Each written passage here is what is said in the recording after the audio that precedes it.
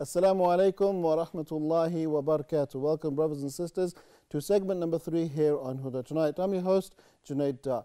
Brothers and sisters, I'd like to take this opportunity to thank you all for tuning in, and I ask Allah subhanahu wa ta'ala to make this a beneficial program for myself, for my guests, and all those who are watching. Brothers and sisters, as you're aware, our program is live, coming to you on your favorite TV channel, Huda TV, and our lines are open. You can see our numbers running across the screen. They do begin with 002. So if you're in Egypt, you don't need to dial the code. And if you're outside, then please do use the 002. And I strongly encourage you to pick up your phones and to give us your questions, your comments, or even if you have positive criticism, please do contribute to the program. You add value and we appreciate it very much.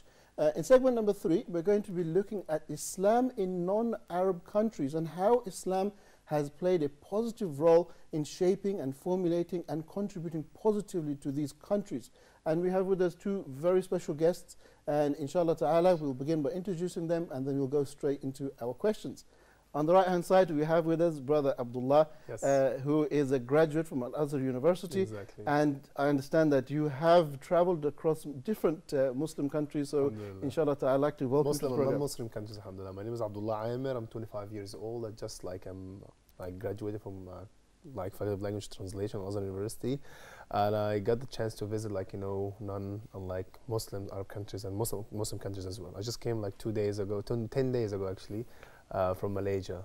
Okay, excellent. Really so we're going to want to hear your contribution because yes, you are an Egyptian, so you are an Arab, so you get to see Islam in the Arab world and you've seen it in the non-Arab world. How have you did, how I've seen Islam practiced, being viewed by many non-Muslims and Muslims, and in non-Muslim countries and Muslim countries at the same time. Okay, thank you very much. So welcome to the program. Thank you. And we have with us Brother Lukman, who is also a student at Al-Azhar University doing his Masters in the Faculty of Islamic Law. Brother Lukman, I'd like to welcome you to the program today. Assalamu alaikum. Wa alaikum assalam wa rahmatullah. Thank you for a great invitation, and it's very wonderful to be here. I'm very excited to be here. Excellent. And as I understand, you are from Indonesia? Yes. Okay, good. So let me begin with yourself then. Question number 1, is Islam something which is only for the Arabs, or are we going to include others as well? Okay. All praises are due to Allah. May peace and blessing be upon the Prophet and for his family and for those who follow their full step. To answer this question, we have to understand that Islam is universal religion. Islam is universal religion for all people, and in fact that God that we worship, that is Allah, is God for all people. He is not God for Arab people or for Muslim people only, but He is God for all people. In fact, the Quran stated, Alhamdulillahi Rabbil Alameen, all praises are due to Allah, Rabbil Alameen, the Lord of the entire humankind, the entire universe. And Islamic interpreter or Mufassirun said that Al-Alameen means humankind, jinn, and all that exists. Okay. So God doesn't limit his divinity to Arab people only, to Muslim only, but he is God for the entire human beings. This is why Islam is not the religion for Arab only.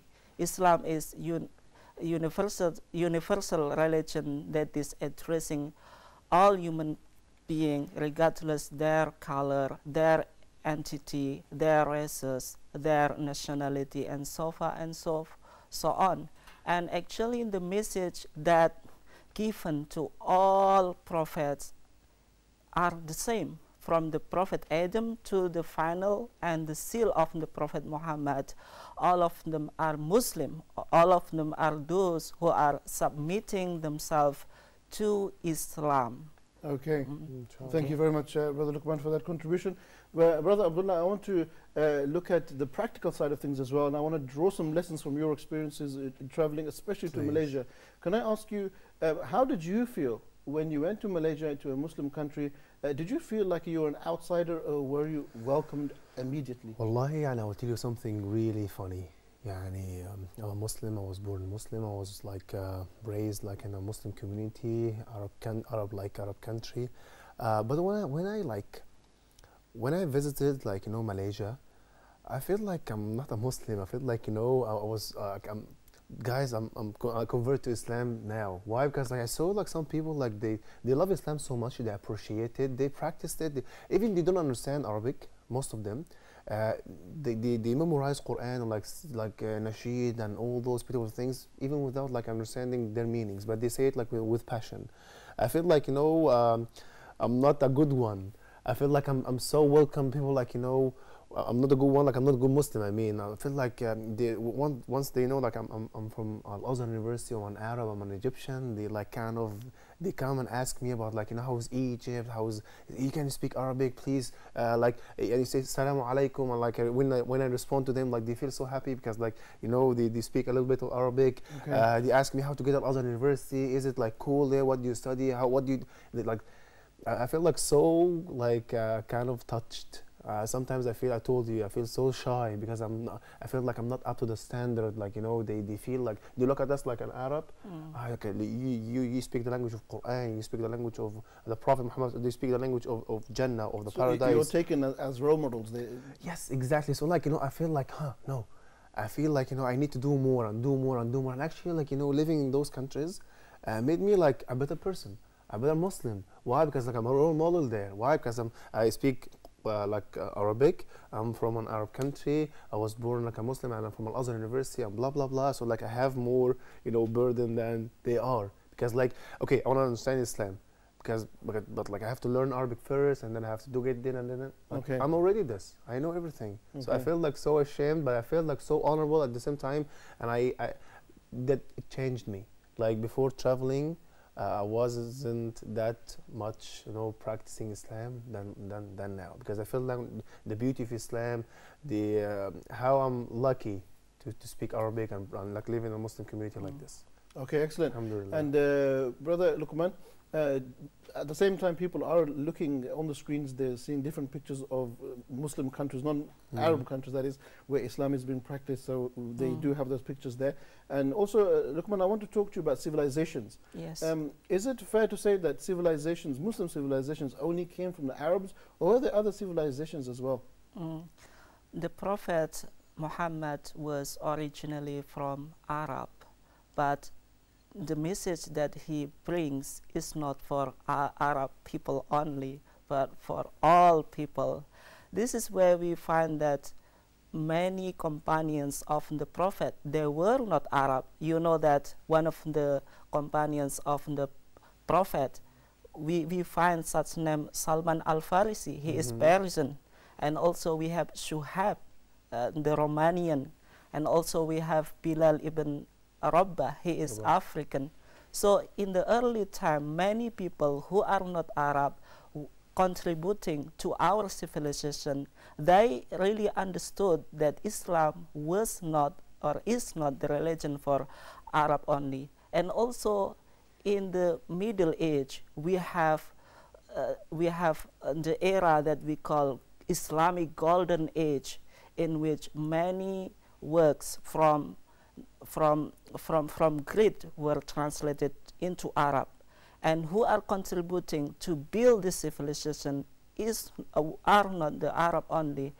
We have many philosophers like Al-Farabi, Ibn Sina. They are not Arab.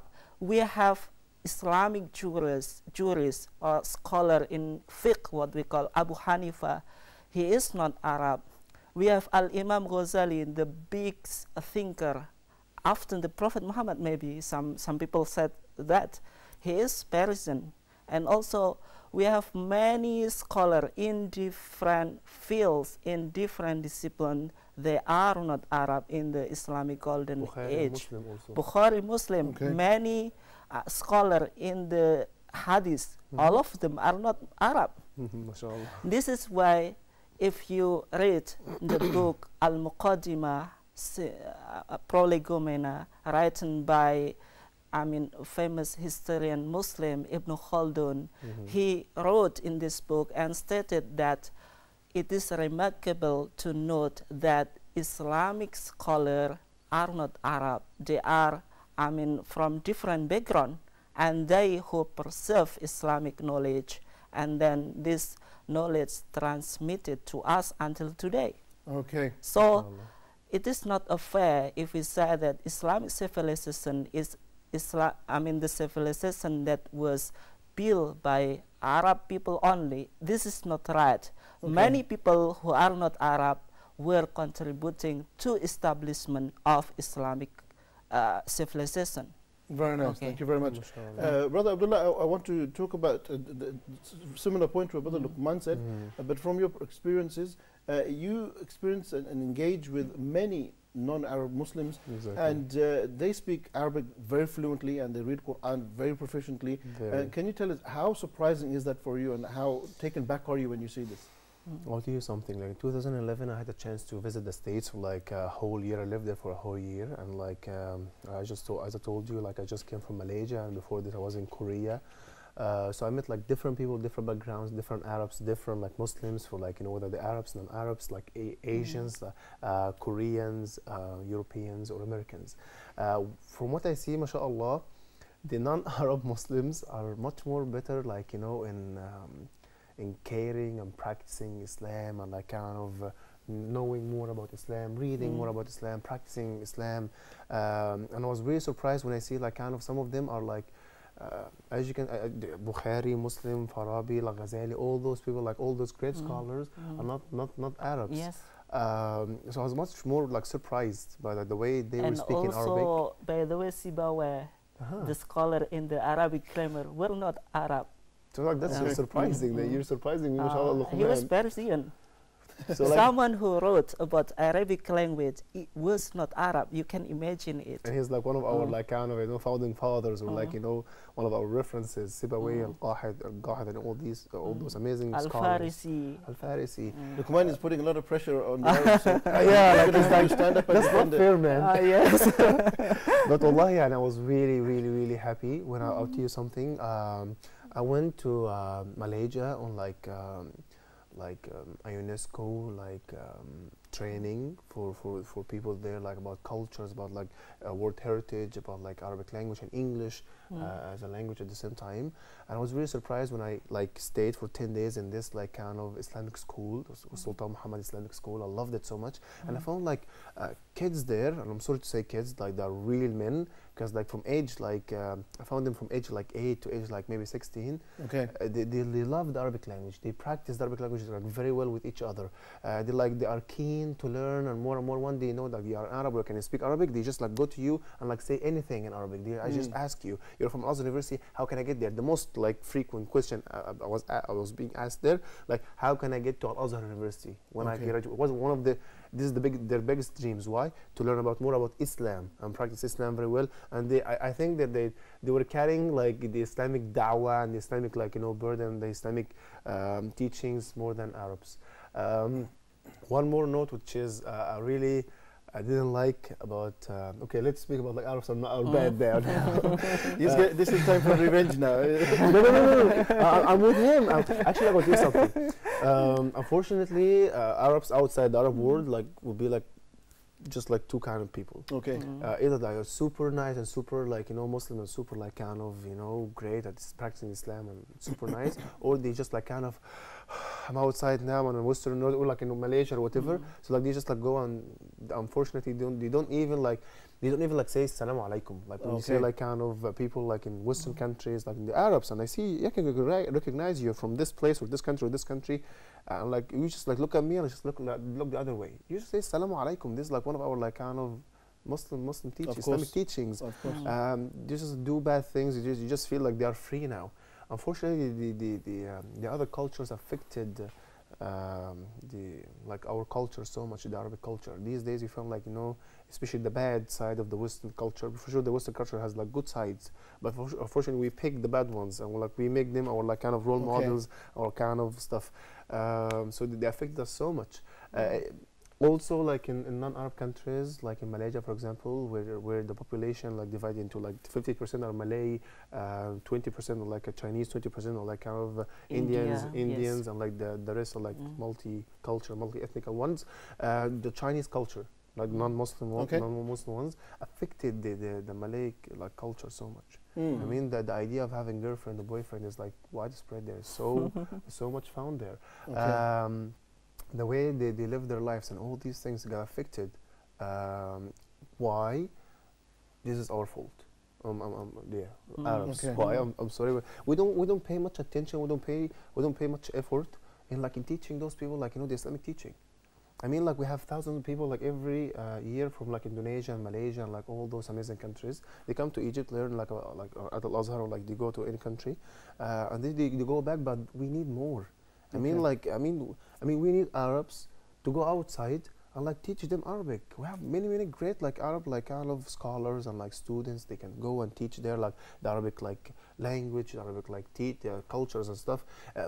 In the past, Malaysians told me like we were loving Arabs so much, but these days unfortunately we don't respect them that much like before. Why? Because like they just come here for doing bad things. You understand me? Just like leave their countries and they come and like live in our like beautiful country, like but they don't practice Islam. We don't like see them as we were expecting them, like Arabs, like Muslims, are like practicing Islam. They just like kind of blah blah blah, and like they start teaching the prophets. They speak the language of the prophet. They should be a role model for us, but we found like bad Arabs. So, so external influences now are entering into our communities, Arab or non-Arab, and they're affecting our behavior and our faith. But like in Arab countries, found much more better. Like in southeast, like kind of countries, mashallah, they were doing their best. And they accepted Islam so well. I mean, when Islam was spread there by traders, like in Sumatra, yes, like Malacca, and people accepted Islam because it was so easy. It was so nice for them. Religion is a conduct. In Islam, they were like conducting religion in a very nice way.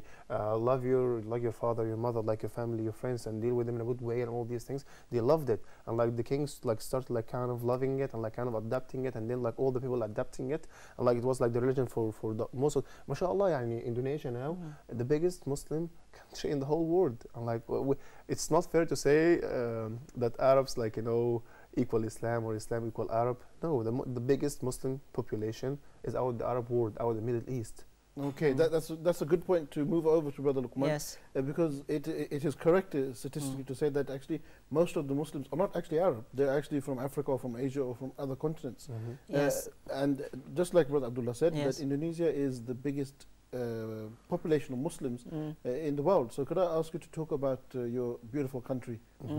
Actually, as I said to you before, that Islam is not only in the religion of Arab. If you look at the word Muslim population, you will find out that only 20% of Muslim population are Arab. All Arab countries are only 20%, and the rest of them are non-Arab countries. Especially in the Asia, for about 62% of entire Muslim population living there. Especially in Indonesia, after the separation Bangladesh from the Pakistan, Indonesia becomes the largest Muslim population in the world. So we have huge population. We have huge Muslim population in our country. And we accepted Islam as the part of our culture. We don't have problem with Islam.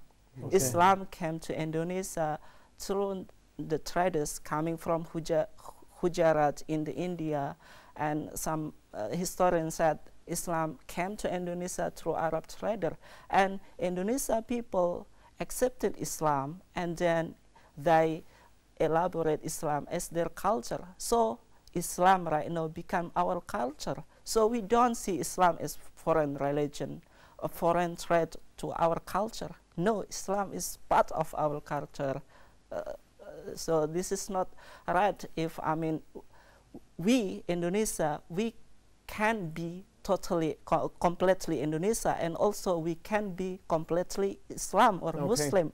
There is no, contradiction between being Indonesia and being Islam. This is actually a very interesting point, because they raise this up in the West, that Islam enforces a culture upon the people. But like you're saying, that it's not true. Islam gives you principles, but it doesn't give you a culture, because you already have your culture. Is that correct?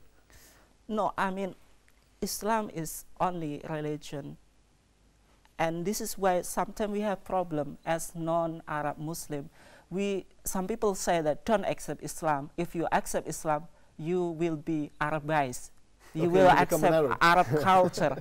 You have to to have Arab culture. No, in fact, Indonesia people, if you are traveling to Indonesia, you will see that we don't have any Arab culture, but we are still Muslim. Of course, exactly. Islam binds us. We are totally Muslim, and we are totally, Indonesian, and we don't need to change our culture into Arab culture. No. Excellent. I want to talk now about some of the problems that non-Arab societies may be facing when it comes to implementing their faith. Brother Abdullah, if I can start with you, from your experiences and from your knowledge, what are some of the major challenges that non-Arab Muslims are facing? Some challenges. See, the temptation of the Western culture and the other culture, and like being not knowledgeable, or like being not aware of your religion and your culture. As you said, you have your own culture, you have your own life, and Islam gives you the best in religion, and encourages you to keep your identity. But we all are all Muslims. You're from Pakistan, from I'm an Egyptian, from Indonesia, but we are all Muslims. You understand me? That's the point.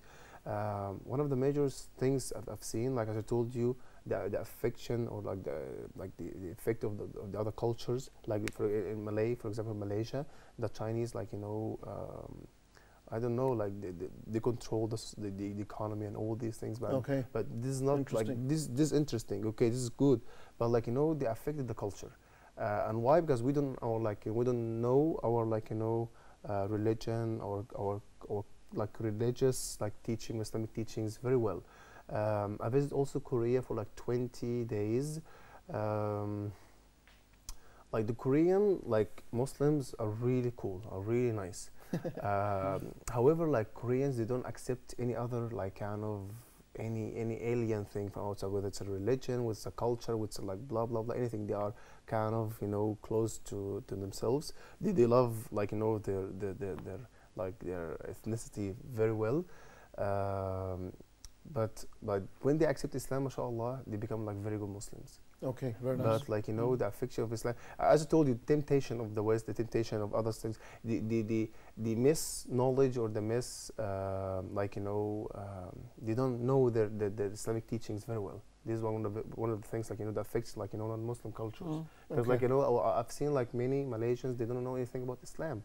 Unfortunately, they're Muslim, then their name is Amir Rahman, or Muhammad, or Ahmad, or Ali, or anything, but they don't know anything about Islam, unfortunately. Why? Because they don't know anything. So they are ready to adapt any culture, or any teachings from any outside culture. Okay. Brothers, we have just under 5 minutes of the program, and here I would like to start with you, Brother Lukman.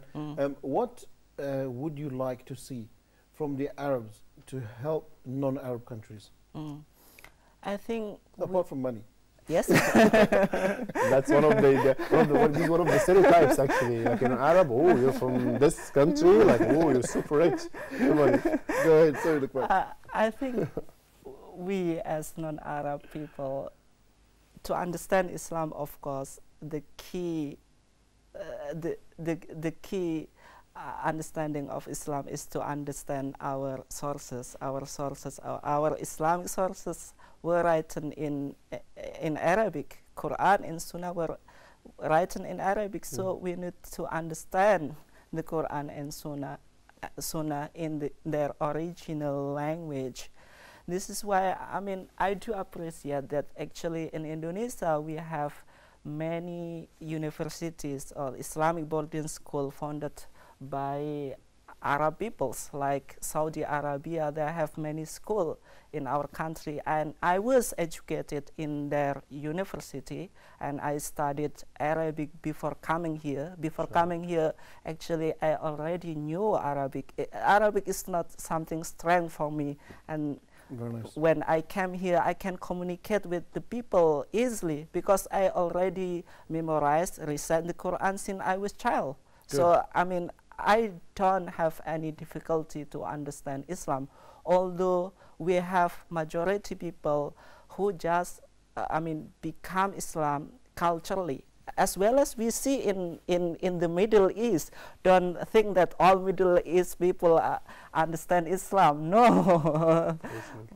Although we have many access to study Islam here, but not all people understand Islam. This is why we need to understand Islam from their original sources, that is Quran and Sunnah. But it is not only about knowledge. We have to practice, because knowledge without practicing is nothing. Okay, brother, many people understand Islam, but they don't practice. Okay, so we need to understand Islam and to practice it.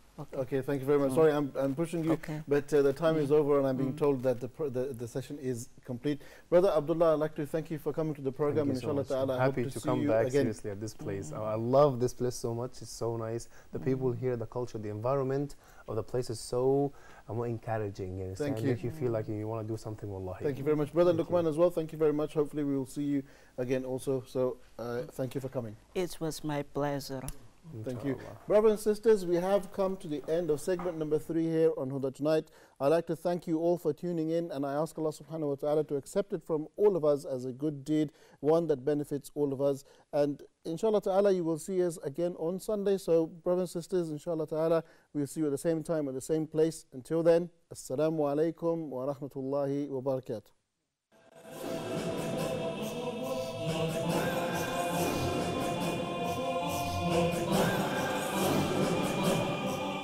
Oh,